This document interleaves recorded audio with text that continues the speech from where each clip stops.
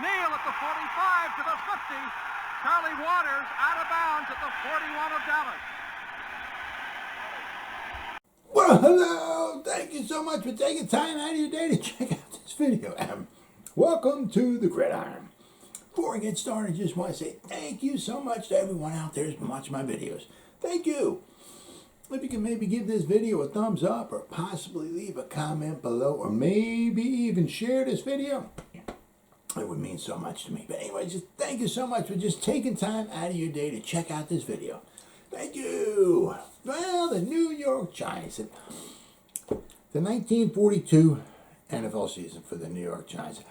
Like I said, before I get started, I'm going to keep an eye at seeing any news at all, any big news or anything going on in the world of the New York Giants. And not a well of a lot going on. Today's July 1st. So in 18 days, that's when training camp starts. The rookies have to report. So, maybe upcoming, in a week, 2 weeks or so, I'll start having some different news than me doing my my videos on the year by year with the Giants, their records and all that and everything. But it probably won't be for another week or two anyway. I mean, also sometimes in these the time in between like OTAs and mini camps and all that, and when actually training camp starts, is like that month and a half or whatever it is.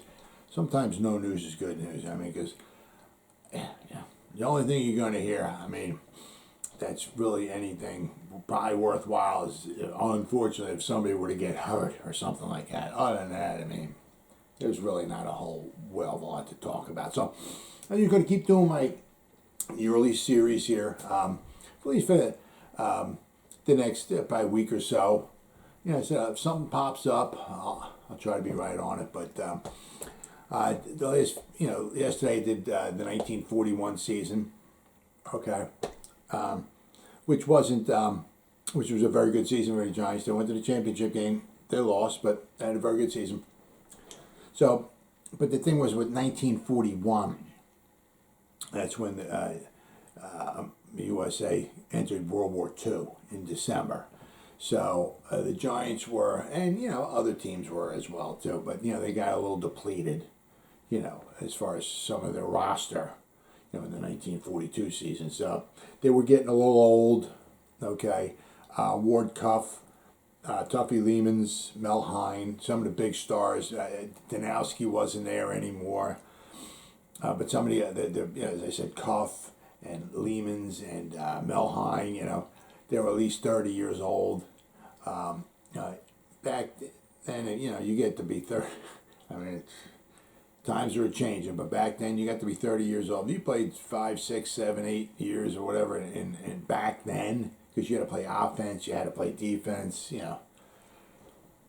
that wore on their bodies, So the Giants were, they were showing their age a little bit, okay. They had their opening day game against the Redskins. They won, and then they won their last game of the year. But in between there, not so good. They didn't have a losing season in 1942, but they didn't have a winning season either. They finished 5-1. All right. They were just very, very mediocre. Their offense was nothing special. Their defense was nothing special. The Redskins were the cream of the crop as far as the Eastern Division, and over in the Western Division, you had the Chicago Bears going for a three-peat. Right. Would have been the first team, okay, at a three-peat, but they were denied. The Redskins beat them. Also, oddly enough, this was the second time that the Chicago Bears went into the championship game undefeated, and both times they got knocked off. 1930, 1934? They went to the championship game against the Giants. They were 13-0. Giants beat them 30-13. So this year they came into the championship game 11-0. The Redskins beat them. So it would have been, because the Bears won in 1940. They beat the Redskins 73-0 in 1940, the championship game. 1941, they beat the Giants 37-9. Okay, and then if they'd won here, it would have been the first three-peat as far as the championship. The Packers won 3 in a row, but that wasn't that was before the championship game era. So, but I mean, this would the Bears would have won had the first three-peat, but the Redskins, Washington Redskins, denied them. The Redskins were a very good team this year in particular, but there were better times ahead for the Giants. But as I said, this year, especially with they were getting old. Some of the stars were getting a little old, and they were a little depleted. But it was because of the war. So let's take a deep dive, shall we, into the 1942 season for the New York Giants, which just happened to be the 18th season in the history of the New York Giants. All right. The New York Giants, 1942 NFL season. The 1942 New York Giants season was a franchise's 18th season in the National Football League. Now, as I said, you'll see here, I mean, the first couple of weeks they had a bye, but their first game they played at Washington. Okay, they won 14-7. They finally beat the Brooklyn Dodgers 10-0. All right, but in the middle, you see the Brooklyn Dodgers always. I think the Brooklyn Dodgers beat them here. I think this was the 4th time in a row the Dodgers beat the Giants. I mean, the Giants have such a hard time, really a hard time beating these guys. And the Dodgers weren't even very good. Right, they only won 3 games all year. But as I said, you'll see here. I mean, the Giants lost to the Steelers twice. They lost to the Bears. Everybody lost to the Bears. They lost to the Dodgers. They lost to the Redskins. Right? I mean, the Redskins were good. So 2 of the Giants' losses. One was to the Redskins, only had 1 loss. The other one was to the Bears, who didn't have any losses. So they lost to a couple of tough teams. But they tied the Packers. The Packers are a good team. So I mean, they were able to play some decent games. As I said, I mean, the cream of the crop was the Bears. Right? The Bears just destroyed them. I mean, the Bears are just on like another level. It was amazing, absolutely amazing. But you see here, the Redskins were 10-1. Right? They were the best team. They lost their first game, and then they won their next 9.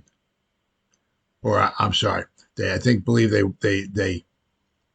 won their first game, then they lost to the Giants, then they won their next 9. But let's see here. 1942 NFL season was the 23rd regular season of the National Football League. Before the season, many players left for the service in World War II. It's one of the things that hurt the Giants, but hurt other teams as well, thus depleting the rosters of all the teams. The Chicago Bears finished the regular season 11-0 and faced the 10-1 Washington Redskins in the championship game. Washington, which had been beaten 73-0 in a 1940 title game, got a measure of revenge in spoiling the Bears' hope for a perfect season, winning 14-6. The draft. The NFL draft was held on December 22nd, 1941 at Chicago's Palmer House Hotel. So it's like every year they have it like in a different place. With the first pick, the Pittsburgh Steelers selected running back Bill Dudley from the University of Virginia. And we got our major rule changes. The use of flags on flexible shafts to mark the intersections of goal lines and sidelines, the predecessor to the pylon, became mandatory.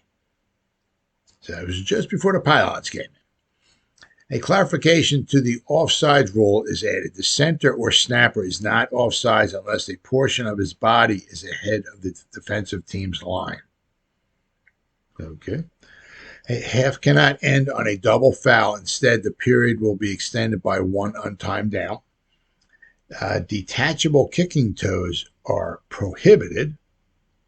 Interesting. When an encroachment or false start causes the other team to be offsides, only the initial foul is penalized, which that's true. That's fair. A forward pass that his first touches an ineligible receiver may be intercepted. Okay. If the offensive team commits pass interference in their opponent's end zone, it is an automatic touchback. Interesting. So, I mean, like the way they have it nowadays. The rule change last year, the year 1941, it was an option. They had an option that I think it was 15-yard penalty at the previous spot, I believe it was, or a touchback. Now it's just a mandatory touchback. But, I mean, could you imagine this coming into play? I mean, you get down on the goal line, a lot of it, get those, how they call it, the rub plays, the rub patterns, you know what I mean? You go in there and you try to rub the other defender to free up your defender. Could you imagine if that got called? You're down there on the goal line and you can maybe score a touchdown and maybe at least get a field goal out of it, and you get a penalty thrown on you for like interference, and it's a touchback. The other team gets the ball the other way. Wow. Big penalty. But you see here the Bears, 11-0, 8-0 in the division, 376 points. They only gave up 84. I mean, unbelievable. They gave up less than 8 points a game. I mean, now you got here, you look, the MVP went to Don Hudson, wide receiver for Green Bay, as well he should have. The leading receiver, Don Hudson, Green Bay, 1,211 yards. Now, there's not been, and this here too, Cecil Isbell from Green Bay, the quarterback or the passer. There has not been a 2,000-yard passer yet until this year, and there's not been a 1,000-yard receiver yet until this year. And in rushing, Bill Dudley from Pittsburgh with 696. Oh, there he is. 696 yards rushing, led the league. Coaching changes. Brooklyn Dodgers Jock Sutherland was replaced by Mike Ghetto. Chicago Bears George Halas stepped down after 5 games in 1942 to serve in the U.S. Navy during World War II. In his place, Hunk Anderson and Luke Joneses served as the co-coaches of the Bears. Detroit Lions Bill Edwards was released after 3 games in 1942. John Karsis served in the final 8 games. Stadium changes. The Rams moved from Cleveland Municipal Stadium to League Park. And then the Eagles. I mean, this moved back from the Municipal Stadium to Shibe Park, where they played in 1940. It's like every year they're like going to different the Eagles. That's crazy, absolutely crazy. So then you had the championship game, Washington 14, the Bears 6 at Griffith Stadium. All right, now you have, here it is right here. All right. 1942 NFL championship game was the 10th title game of the National Football League, played at Griffith Stadium in Washington, D.C.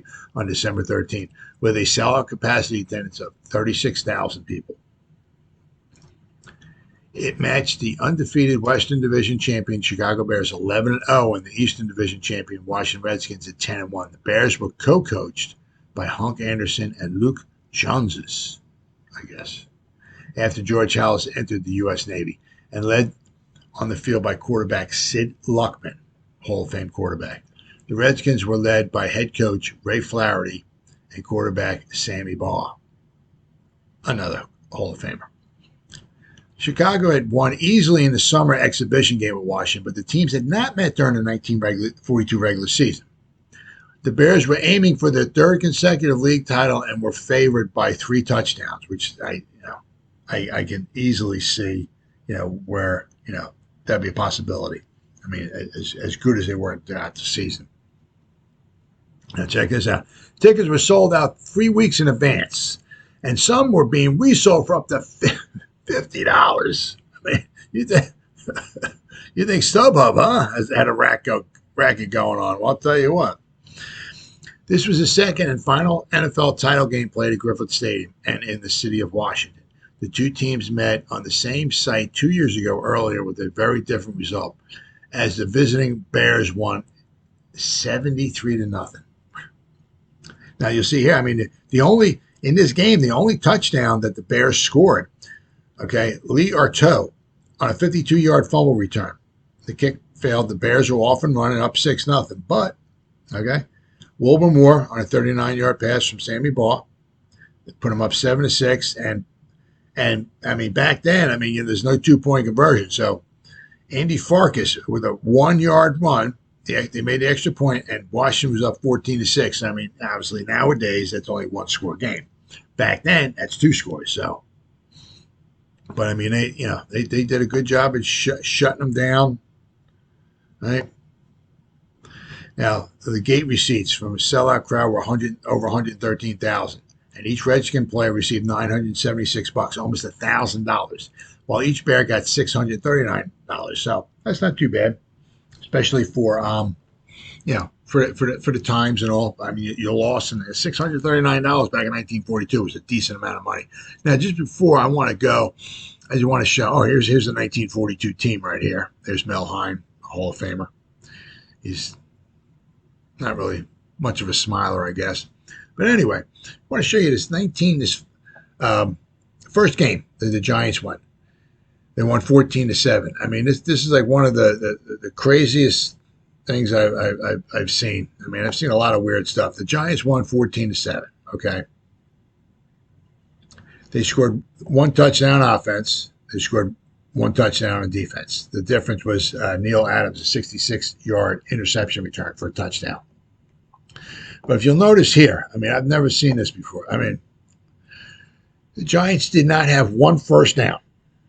Okay, I think first or second minute into the game, the Giants threw one pass. They completed it for a 50-yard touchdown. All right, which gave them their touchdown right here. Will Walls from Tuffy Lehman's 50-yard touchdown pass. The rest of the game, they didn't attempt to pass. They ran the ball 26 times. They got 1 yard. So basically, the Giants had 51 yards of offense. The Redskins had 233. The Giants did not have a first down all game. Not one. They threw one pass and they completed it. One of the first plays of the game. And after that, they're like, we'll just run the ball the rest of the game. They got 1 yard rushing. No first downs, and they got 1 yard rushing. Unbelievable. And they won the football game. You notice here, I mean, the Redskins ran the ball almost 50 times for 120 yards. They were 12 out of 25. The 2 interceptions killed them. 1 interception cost them the game. They had 113 yards. I mean, they had 233 yards. The Giants had 51 yards of offense. They had no turnovers, okay? 51 total yards of offense, and the Giants scored 14 points, and they wound up winning the game. Now, this is the article, okay, from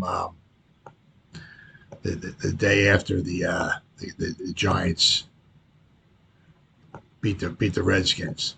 Football Giants upset Redskins without making a first down.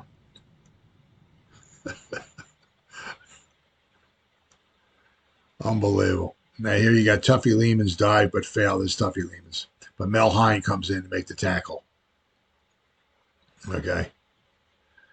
But as I said, this right here. Giants tally soon after the start on a forward pass. That was the one and only pass they threw all game. Same thing right here. All right. This is, no first downs. Yards gained rushing, 1 yard. Forward passes attempt 1. Forward passes completed 1 for 50 yards. And like the first minute of the game. The rest of the game, they didn't throw a pass. They intercepted 2 passes. Right? They had 9 punts. Right? I mean, absolutely crazy. All right, so we got, going over here so we can read it. September 27th, the Giants failed to make a first down in their battle with the Redskins before a gathering of 34,700 people in Griffith Stadium today. But the New Yorkers were waiting both times opportunity knocked. 2 times the opportunity knocked, 2 times the Giants were there. So 2 long plays were turned into as many touchdowns for a 14-7 upset victory over the Capital Braves, meaning, I guess, the Washington Redskins. Less than 2 minutes after the fray had begun, and on the first Giants offensive maneuver, Tuffy Lehman's hit Will Walls with a 50-yard pass. That meant 50 yards with a counter. In the second quarter, the Skins moved 45 yards to tie the score, Bob Seymour cracking over from the 2. Then in the third, as Washington advanced relentlessly, O'Neal Adams intercepted a pass and went 65 yards for the winning points. Ward Cuff made 2 conversions, and Bob Masterson won. Ball handling was hazardous. It started dry. The field started dry, okay, on a dry field. This undoubtedly would have been a different story, but the conditions were always in favor of the defense. The statistics give a pretty clear picture of the offensive merits of the two teams. Although the Giants had to play it safe, throwing only one pass, hence Washington was able to mass its force to stem the running attack. So I guess they just crowded the line of scrimmage. Giants, for some reason, did not bother throwing it past. I don't exactly know why, but I mean, I guess that's the reason why with Sammy Baugh, he's throwing the football. I mean, it is what it is. So you can't just crowd the line of scrimmage and take away the run. Sammy Baugh is throwing the football. So,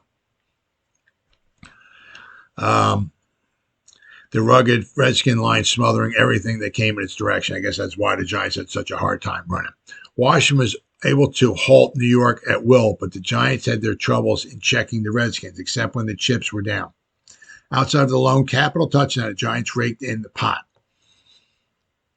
It was a beautiful play.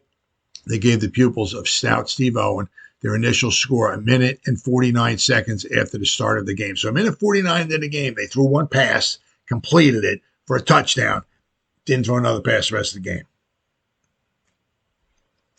And while the field was still dry, so I guess it must have started raining after that,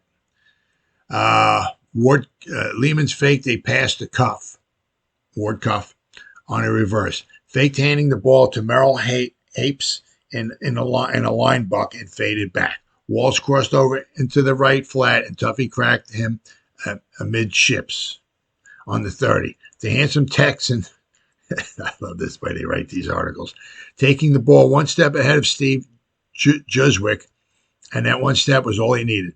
He flashed into the end zone untouched, and the Redskins were rocked back on their heels.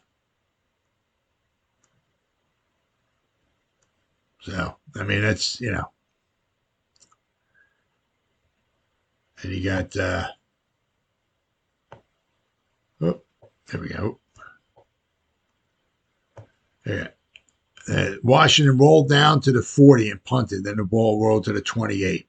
Apparently touchdown bound. Pollen faded back to pass. Bill Edwards came charging in and hit him just as he launched a pass to Anvil. Andy Farkas in the right flat. Adams was wandering in the neighborhood as the wobbling ball floated toward the sideline. The freshman from Arkansas, one of the fastest men on the Giants squad, engulfed the ball, intercepted the pass in his arms, and on the 35 streaked down in front of the anxious Giant bench. He burst past all defenders except for one, who hemmed him toward the sideline at the 30. But Walls, the hero of the first touchdown, came whirling from nowhere to extinguish that worthy with a savage block, and Adams never had a hand laid on him as he went all the way into the end zone. So simply amazing.